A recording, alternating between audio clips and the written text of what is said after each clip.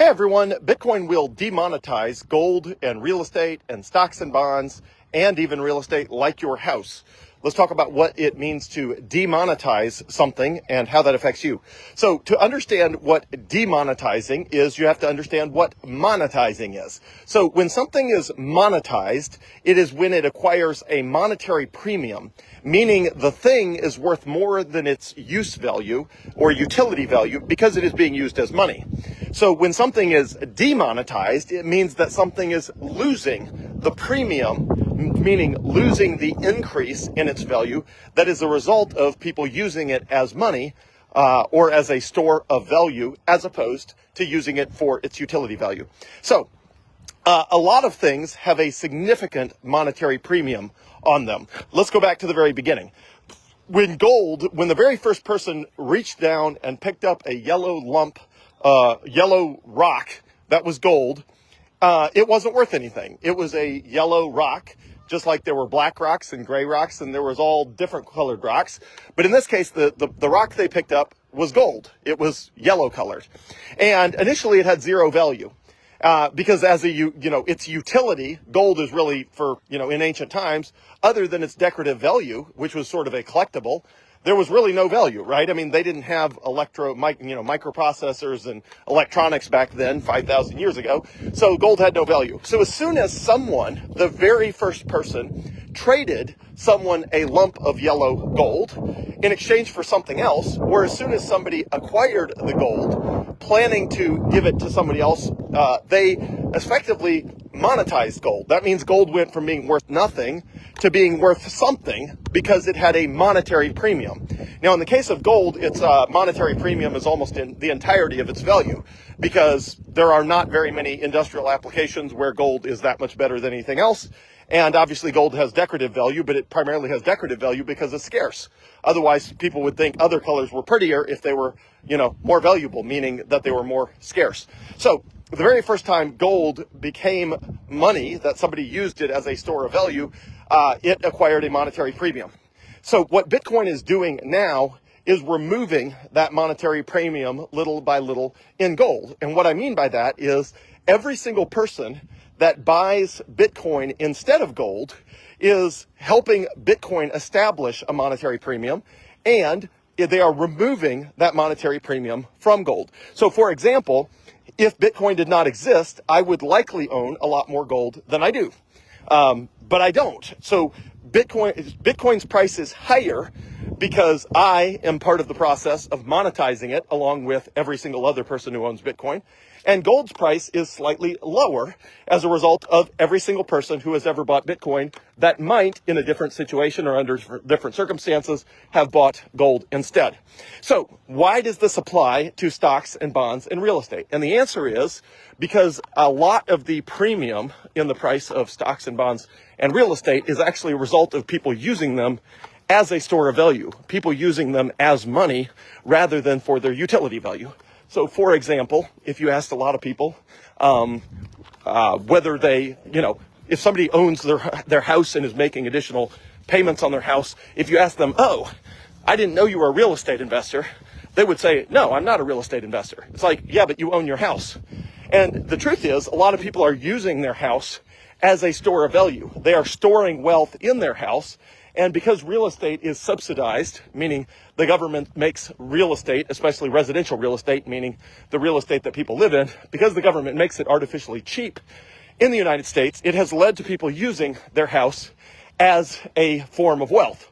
And what that results in is a lot of people who have a house that the appraised value of their house is significantly above its utility value, meaning the house is being valued based on how much people want houses as a way of storing wealth, rather than how much people want to be warm and out of the elements, basically the value of the house just as a mechanism for getting shelter. So a lot of things have a significant premium. So for example, stocks and bonds, a lot of the value of stocks and bonds are a result of people not wanting to own stocks and bonds, but not being able to own US dollars because the US dollar loses so much value over time. So they're in stocks and bonds not because they want to be, but because they have to be, because being in money in the form of the US dollar is not viable because the US dollar is losing between 4% and 9% of its value every single year, depending on which statistics you want to look at. Some people would argue it's even losing more than that per year. Okay, so as a result of that, a lot of things, the entire economy has been financialized, meaning there are tons of assets in the economy that have a significant monetary premium on them, meaning people are using stocks and bonds and 401ks and IRAs and Roth IRAs. They're using them in the way that money was intended to be used, as a store of value. But they can't use money, at least not US dollar money, or any other fiat currency, which means made up currency by a central government, which is like paper money. All paper money is a fiat currency, or its electronic form of paper money. So they can't use that because it's losing too much value. So they're putting money in stocks and bonds and real estate, including their house, instead. And again, if you ask those people, if you approach the average person and said, "Oh, I didn't know you wanted to be a stock investor," they would say, "Well, I didn't, but I have to because I can't just store money in the bank because it loses value. So I have to invest in stocks and bonds or real estate like their house." So as a result, all of those have a significant monetary premium. So what Bitcoin will ultimately do, because it is a better money, is demonetize those things. More and more people will realize that it does not make sense to store up extra wealth in their house, for example, because at a time like this, it's almost impossible to sell your house. Interest rates are so high that a lot of people are locked in with mortgages of 2.8% or 3%, and they don't want to give up that mortgage. And anybody who's buying a house new, right, or used or anything like that, anybody who's buying a house at all has to get a mortgage that is more like 6 or 7%. Well, a lot of people don't want to pay a 6 or 7% mortgage, and a lot of people don't want to give up a 2.5 or 3% mortgage. And that means houses are very illiquid. That means it is very hard to buy and sell houses in the current environment. So everyone who thought their house would be a fantastic store of value because they could buy and sell it anytime they want is realizing that's not really true.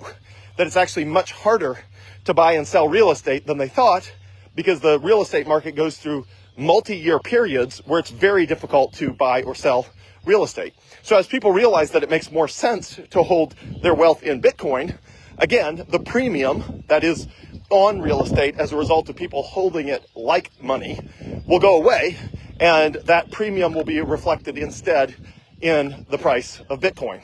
So that is happening across every asset class and across every industry right now. It's just happening very slowly, and it's not happening in a completely sort of straight line. It's happening in a volatile up and down pattern. But right now, the total value of the Bitcoin network is above $2 trillion. So it's still a very small percentage of the price of stocks or the price of bonds or the price of real estate, but it's climbing. The price of Bitcoin is climbing as people are increasingly figuring out that what they really wanted all along was a better money that was liquid, that they could buy and sell anytime they wanted, that increased in value consistently, that was actually what they've been looking for, rather than what they're actually getting with stocks and bonds and real estate, which is a much riskier and much less liquid, meaning harder to buy and sell version. So anyway, over time, Bitcoin will demonetize everything that has a monetary premium, and Bitcoin itself will acquire a larger and larger and larger monetary premium, which is completely normal. That's what you expect in a functioning economy. The things that are better at money have a bigger monetary premium. The things that are worse as money have a lower monetary premium. And because Bitcoin is the perfect monetary instrument, meaning it has the ideal properties of an ideal money, ultimately it will demonetize everything that has a monetary premium. Now, the largest monetary premium of any single asset is still gold. Gold is valued at something like $18 trillion, and Bitcoin is down at a measly $2 trillion. So all of the Bitcoin in the world, I should say all of the gold in the world, is still 9 times more valuable. Actually, it's roughly 10 times more valuable, to use a round number. All the value of the gold in the world is roughly 10 times as valuable as all the Bitcoin in the world. Again, that is due to the gold's monetary premium, which has been built up over 5,000 years. But Bitcoin has already, just in 16 years, gone from 0 to 10% of gold's monetary premium. And that is accelerating. So very quickly, as Bitcoin adoption increases, the monetary premium, it will go from 10% of the price of gold to 20% to 30%, 40%, 50%, etc. And me and many others believe at some point that Bitcoin will surpass the price of gold, meaning all the Bitcoin in the world will be worth more than all the gold in the world. And right now, all the Bitcoin in the world is worth only about 10% of the price of all the gold in the world. And when I say all the gold in the world, I mean the gold that humans have actually found and dug out of the ground, not the gold that's still buried, but just the what's called above ground gold. So hopefully that helps. What that means is it's a great time to buy Bitcoin, because if you are planning to store your wealth in stocks and bonds and real estate, those are being slowly demonetized by Bitcoin, the same way that the US dollar has been, demonetized over time, because they print so much of it that everyone tries to get out of the US dollar and into something that is not subject as brutally to inflation, which is why a lot of people have assets in stocks and bonds and real estate, because the US dollar is losing value so quickly that they can't just hold their wealth in US dollars and hope for the best. And a lot of people wish they could. They wish they could just hold US dollars and everything would be okay. But it's not, because the government never stops printing money. And on average, over the last 100 years, it's printed about 7% more money every year, which means in total, your dollars are going to have about 7% less purchasing power every year, because that's how much new dollars are created out of thin air that you don't get. So what that all means is now is a great time to buy Bitcoin. It's better to buy Bitcoin on the front end of that transition, because you are getting it while Bitcoin is most aggressively being monetized and while other assets are most aggressively being demonetized. Obviously, the later you make the switch in that transition period, the less beneficial it is for you.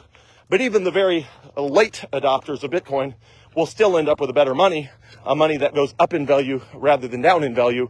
They will just not benefit from the huge premium of adoption. So as Bitcoin is adopted, obviously the price goes up much faster earlier in the adoption cycle as opposed to later in the adoption cycle. So that's what it means for something to be monetized or demonetized. And ultimately, as Bitcoin becomes the future monetary system of the world, it will demonetize everything else, which means everything else will ultimately return to its utility value, which means a house will be worth what it's worth to live in. That stocks and bonds will only be worth the earnings, meaning how much money the company can make, not a significant premium on top of that. And everything else will trend toward its utility value, meaning the value of the utility it brings to you, not the huge monetary premium that currently exists on top of stocks and bonds and real estate. What that also means is in the very long term, which will likely take many decades because gold has had a monetary premium for thousands of years, so that's not going to happen overnight, gold will slowly trend toward its decorative and industrial value, meaning its value in its ability to be used in industrial applications and its decorative value as just a pretty shiny object. And the decorative and industrial value of gold is a tiny percent of its total value, which means the vast majority of the value of gold is in its monetary premium. And that monetary premium will go away as it is consistently outcompeted by Bitcoin. So I know that's a lot of moving parts. It's kind of a tough subject, kind of a complicated subject, but that is what is happening over the course. That's what has happened over the last 16 years. And that is what will continue to happen 4 decades into the future. And obviously everyone who understands that ends up adopting Bitcoin a lot earlier. And the people who don't understand that end up buying houses, storing their value in stocks and bonds and real estate, and then finding out at some point in the future that those things did not do what they had hoped they would do with regard to increasing in value over time. Because again, they were holding an asset hoping it would keep going up forever, when the truth is they were holding an asset that was slowly being demonetized down to its utility value, which for stocks and bonds and real estate is a price significantly below today's price. So anyway, hope all that helps, and I'm here for anything you need. Thanks, everyone.